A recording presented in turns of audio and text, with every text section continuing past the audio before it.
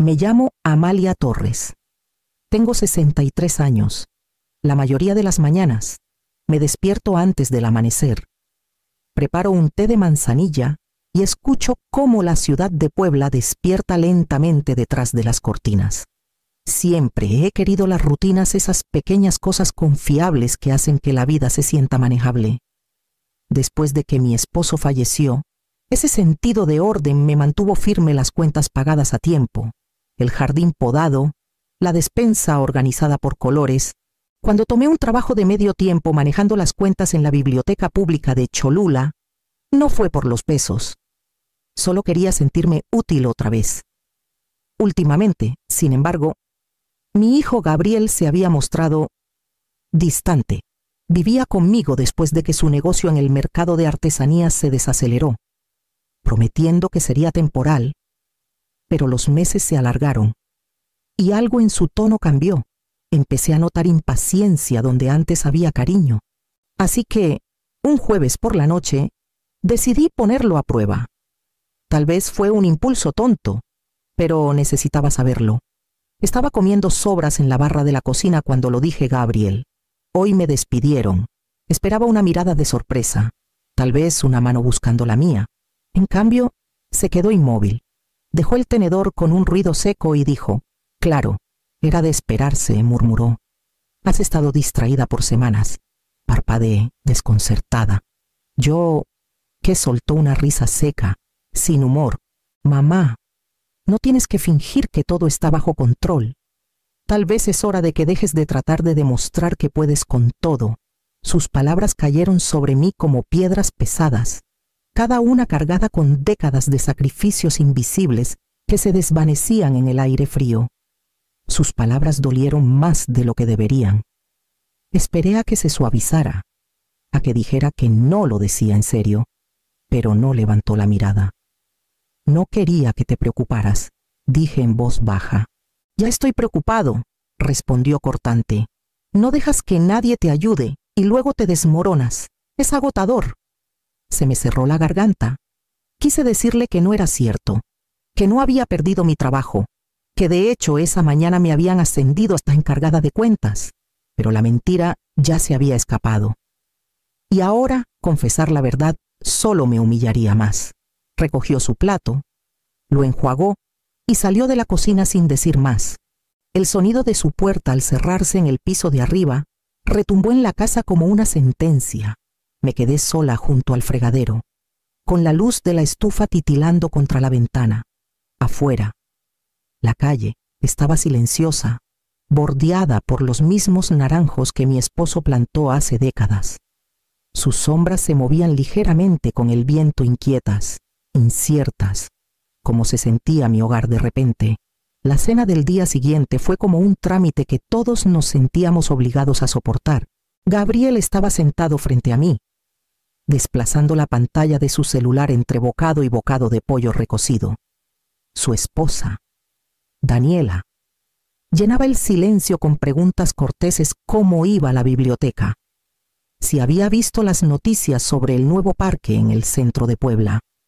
Pero su tono era distante, su sonrisa apenas un trazo. Respondí con el mismo calor superficial que ella ofrecía, cuidando de no agitar más el ambiente.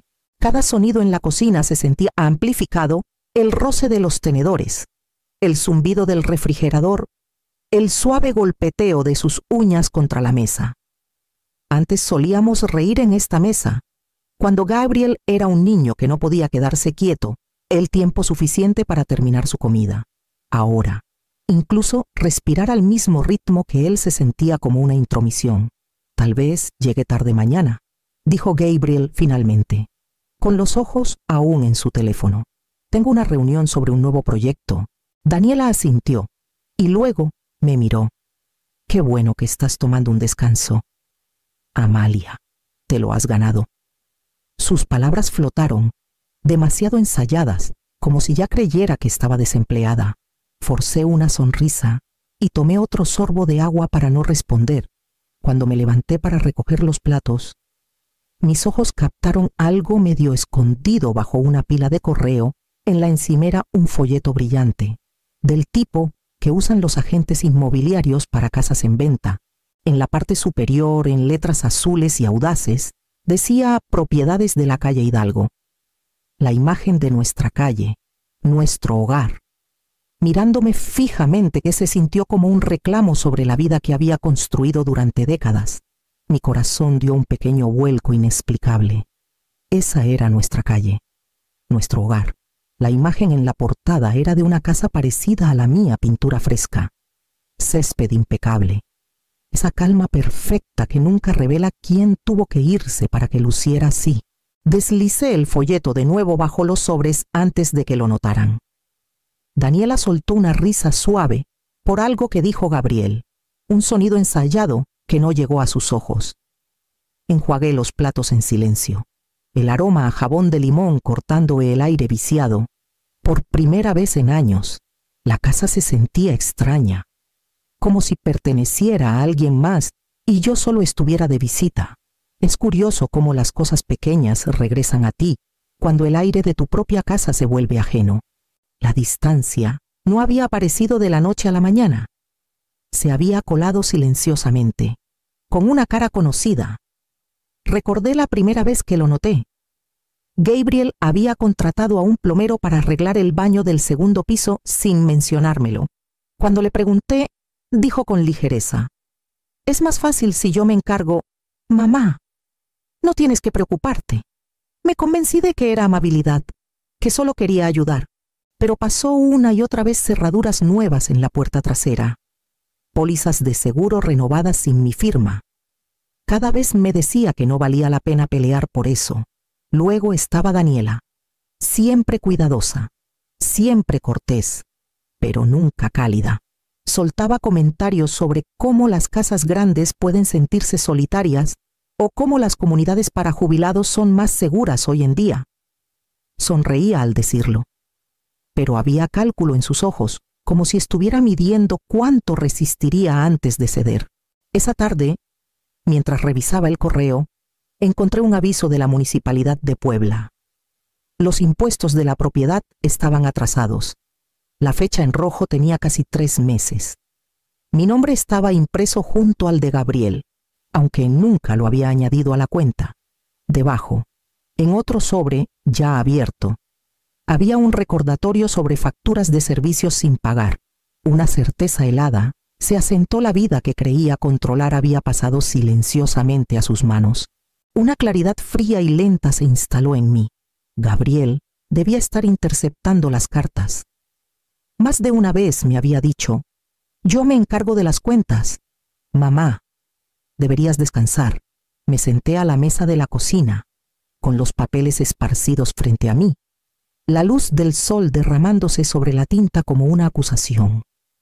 Había confiado en él para que me ayudara, para que me protegiera como yo lo protegí alguna vez. Ahora no estaba segura de quién cuidaba a quién, ni a qué costo. La casa se había vuelto inquietantemente silenciosa en las últimas semanas, como si estuviera conteniendo el aliento. Empecé a pasar más tiempo en mi cuarto, leyendo en la cama hasta tarde, solo para evitar los silencios de abajo. Esa noche, me senté con un libro abierto en el regazo, fingiendo leer mientras la lluvia golpeaba la ventana. Entonces, lo escuché la voz de Gabriel, baja y cortante. Desde el pasillo afuera de mi puerta, estaba al teléfono, caminando de un lado a otro. «Ella cree que está en la ruina», dijo.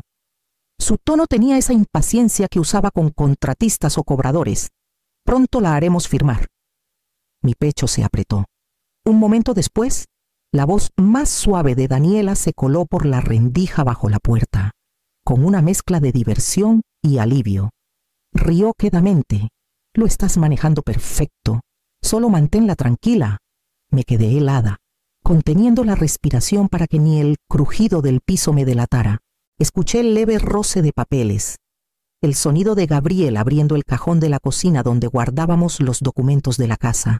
Una vez que firme, continuó: «El proceso será rápido. No va a pelear. Confía en mí». Sus palabras se deslizaron bajo mi piel como hielo. Presioné mi palma contra el marco de la cama, estabilizándome mientras la habitación parecía inclinarse. La voz que conocía desde su primera palabra ahora sonaba como la de un extraño medida, deliberada, ocultando algo que no quería entender. Sus pasos se dirigieron al comedor. Daniela murmuró algo que no alcancé a escuchar, y luego una puerta se cerró suavemente. Me quedé allí, en la penumbra, mirando el patrón del papel tapiz hasta que se desdibujó. Quise creer que había oído mal, que había una explicación inocente, un nuevo préstamo, un negocio, algo que no tenía que ver conmigo, pero en el fondo ya lo sabía. La lluvia seguía cayendo, constante y fría, y cada gota parecía repetir la misma palabra que temía decir en voz alta. La mañana llegó pálida y gris, del tipo que nunca despierta del todo en Oaxaca. Me moví en silencio, pantuflas. El clic de la tetera al apagarse. Gabriel y Daniela ya estaban abajo. Escuché el leve tintineo de los platos, el murmullo de sus voces mezclándose con la lluvia constante afuera. Casi me quedé en mi cuarto. Casi. Pero algo me hizo detenerme en lo alto de las escaleras. Sus palabras se oían más claras de lo que deberían. La voz de Daniela llegó primero, suave y práctica, como cuando creía que nadie la escuchaba. Cuando se dé cuenta de que no puede pagar los impuestos, tendrá que vender. Hubo una pausa. Luego Gabriel respondió bien. Por fin pondremos la casa en el mercado. Mi respiración se atoró, aguda y dolorosa. Me apoyé contra la pared, aferrándome al pasamanos para no perder el equilibrio. Daniela sirvió café. Podemos usar el valor de la casa para el nuevo lugar. Es el momento perfecto antes de que el mercado baje otra vez. Gabriel suspiró. Un sonido cansado que antes significaba largas horas de trabajo, pero ahora solo cálculo. No discutirá. Confía en mí. Le diré que es lo más inteligente. Mi mundo se redujo al sonido de sus voces. La cocina, la misma que pinté durante años, donde mi esposo y yo celebramos cada cumpleaños. Cada Navidad ahora parecía un escenario para extraños. Daniela rió suavemente. Tal vez deberíamos empezar a buscar esta semana. Encontré una casa en San Miguel de Allende con un patio grande. Cuando ella se vaya, por fin será nuestro espacio. Se vaya. Esa palabra golpeó más fuerte que cualquier otra. No mudada. No jubilada se vaya. Me di la vuelta, cuidando de no hacer crujir el piso. Mi esposo y yo compramos esta casa hace 36 años, cuando éramos jóvenes y demasiado optimistas para pensar en pérdidas. Cada pared, cada tabla llevaba nuestra historia. Él construyó el porche delantero con sus manos, lijando cada barandal hasta que brillara. Todavía podía verlo allí, arrodillado, sonriéndome a través del aserrín y la luz del sol. Ahora, el hijo que criamos quería venderlo todo por una ganancia. Me quedé en el pasillo, con las manos temblando, el té enfriándose en mi taza. Las voces abajo se suavizaron en risas. Ya no escuché las palabras, solo el sonido de algo rompiéndose dentro de mí. Silencioso, pero definitivo. El sueño no llegó. Me quedé despierta mirando el techo. El ritmo de la lluvia en las ventanas fundiéndose en un sonido interminable. Mi mente volvía a las mismas imágenes. Gabriel a los 12, sonriendo mientras me daba su primer cheque de la ferretería. Gabriel a los 20, paseándose por la cocina la noche antes de entrar a la universidad, preocupado porque no podía pagar la colegiatura. Esa noche le di un cheque sin dudarlo. Págame cuando puedas, le dije, aunque nunca esperé un peso. Ahora me preguntaba qué había cambiado entre ese niño y el hombre abajo, haciendo planes con mi casa. Intenté encontrar el momento exacto en que todo cambió. Una grieta en el tiempo donde el amor se convirtió en algo más silencioso, más frío. En algún momento me senté y encendí la lámpara de noche. El pequeño círculo de luz se sentía casi desafiante. Abrí el cajón y saqué la foto familiar gastada que había guardado por décadas Gabriel sin los dientes frontales. El brazo de su padre alrededor de ambos. Recorrí la sonrisa de mi esposo con la yema del dedo. Él habría sabido qué hacer. Siempre lo supo, pero esta era mi casa ahora, mi vida, mi lucha. En algún momento de la noche, El dolor comenzó a cambiar. Seguía allí, pero dejó de vaciarme y empezó a llenarme con algo más firme, más pesado de determinación. Cuando la primera luz pálida del amanecer se coló por las persianas, me acerqué a la ventana y miré la calle mojada, las hojas de los naranjos brillando bajo la farola. Mi reflejo me devolvió la mirada, cansado pero claro. Si piensas que soy débil, susurré. Has olvidado quién te crió. La mañana después de esa larga noche sin dormir, preparé té y no lo tomé. La taza se enfrió a mi lado mientras abría los cajones de mi escritorio uno por uno.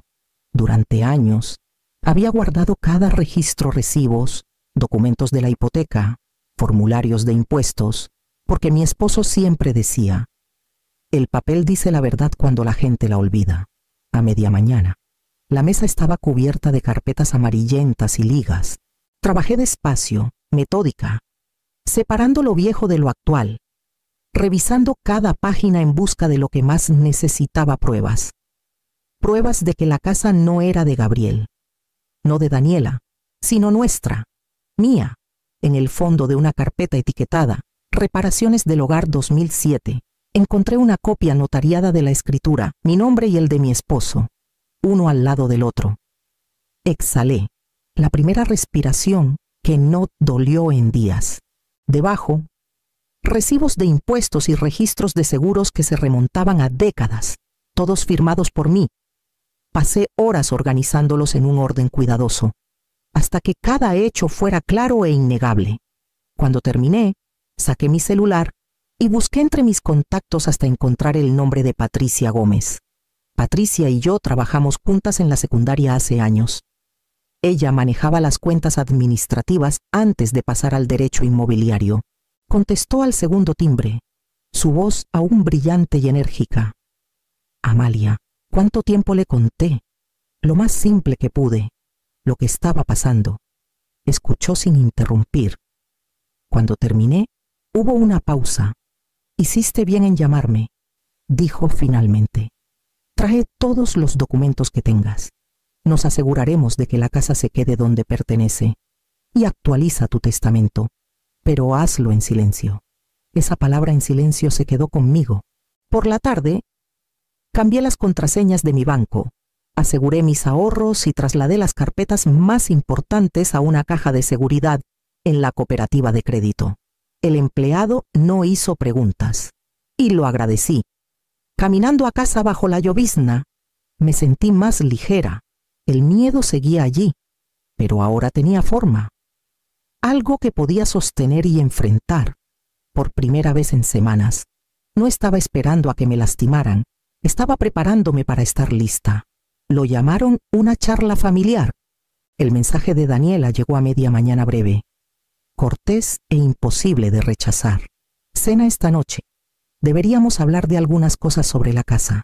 Cuando bajé, la mesa del comedor estaba despejada. Un guisado de res hervía en el horno, el aroma llenando el aire con una especie de actuación extraña. Gabriel sirvió vino, su tono ligero, ensayado. Has estado muy estresada últimamente, mamá. Daniela y yo pensamos que tal vez podríamos ayudarte. Tomé asiento, crucé las manos en mi regazo y esperé. Daniela deslizó una carpeta sobre la mesa, su sonrisa tensa. Hablamos con un asesor financiero, dijo. Los impuestos de la propiedad son demasiado altos para que los manejes sola. Si dejas que Gabriel se encargue, podemos refinanciar el préstamo, consolidar los pagos, será más fácil. Su voz se suavizó en la palabra fácil, como si me ofreciera clemencia en lugar de engaño. Gabriel asintió rápido. Solo necesitamos tu firma. Es solo un trámite. Seguirás viviendo aquí. Por supuesto. Abrí la carpeta. El lenguaje legal llenaba la página. Pero Patricia ya me había mostrado qué buscar. La cláusula de transferencia estaba ahí, como una trampa, escondida en términos sobre derechos de administración. Cerré la carpeta. La puse de nuevo en la mesa y miré a mi hijo. Sus ojos parpadearon, buscando en mi rostro la vacilación habitual. La madre que dudaría, sonreiría y perdonaría. Aprecio el esfuerzo, dije en voz baja, pero la casa no es tuya para administrar, y no soy tu carga para llevar. Por un momento nadie habló. El reloj en la pared marcaba los segundos suavemente. Un sonido tan constante que parecía el latido de la casa misma. Daniela parpadeó. No entiendo. Lo harás, respondí. Hablé con mi abogada. Todo está resuelto. La mandíbula de Gabriel se tensó. ¿Hiciste qué? ¿Los documentos de propiedad están actualizados? Dije. Los impuestos están pagados. Las cerraduras se cambiarán por la mañana. Empujó su silla hacia atrás, la ira brillando en sus ojos, pero me levanté primero. Mi voz se mantuvo tranquila. La cena huele delicioso. Comeré después. Mientras subía las escaleras, la casa se sentía sólida de nuevo bajo mis pies. Cada paso un recordatorio de a quién seguía perteneciendo. Las repercusiones llegaron silenciosamente, como un cambio lento de estación. En unas semanas, Daniela empacó sus cosas y se fue, dejando solo unas cajas en el garaje y un silencio que se sentía casi misericordioso. Gabriel intentó mantener su negocio a flote, pero las noticias corren rápido en barrios como el nuestro. Los contratistas dejaron de llamar. Los clientes desaparecieron. No celebré nada de eso. Simplemente seguí con mis días, constante y deliberada. Patricia manejó los papeles de la venta, y cuando la casa finalmente cambió de manos, me paré en el porche por última vez, viendo a los de la mudanza llevarse lo último de mis cosas. Los naranjos susurraban con la brisa, sus hojas rozando el tejado como una despedida. Saldé cada deuda, até cada cabo suelto y me mudé a un pequeño departamento con vista al río Lerma, cerca del puente de San Juan del Río. La primera noche allí, dejé las ventanas abiertas. El sonido del agua llenó la habitación constante. Vivo, sin juzgar, por primera vez en años, me sentí libre de cargas. No había nadie a quien explicarme, nadie esperando que fallara, solo el río, el silencio y la suave certeza de que la libertad no siempre llega con alegría. A veces viene envuelta en pérdida, y aún así se siente como paz. La primavera llegó temprano ese año, la lluvia cedió, y los árboles de cerezo a lo largo del río florecieron pálidos y delicados, como una disculpa silenciosa del mundo mismo. Me había acostumbrado a mi pequeño departamento el murmullo de la calle abajo, la luz filtrándose por cortinas de encaje, el ritmo de vivir sola. La mayoría de los días trabajaba en la biblioteca. Llegaba a casa, cocinaba algo sencillo y leía hasta el atardecer. La vida se había vuelto manejable otra vez, simple, pacífica. Un sábado, alguien tocó la puerta. Cuando la abrí, Gabriel estaba allí. Se veía mayor, cargado con el tipo de cansancio que no viene de los años, sino de la culpa. No pensé que me recibirías, dijo suavemente. ¿No estaba segura de hacerlo? Respondí.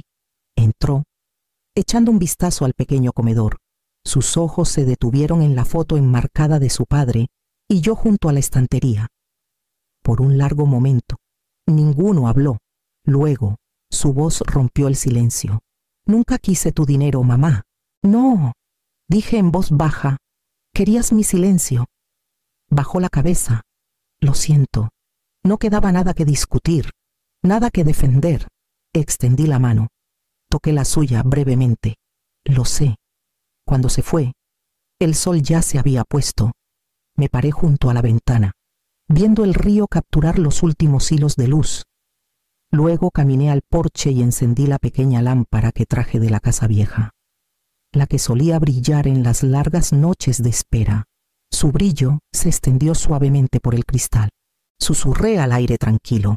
Esta luz ya no es para esperar, es para la paz, y por primera vez lo creí.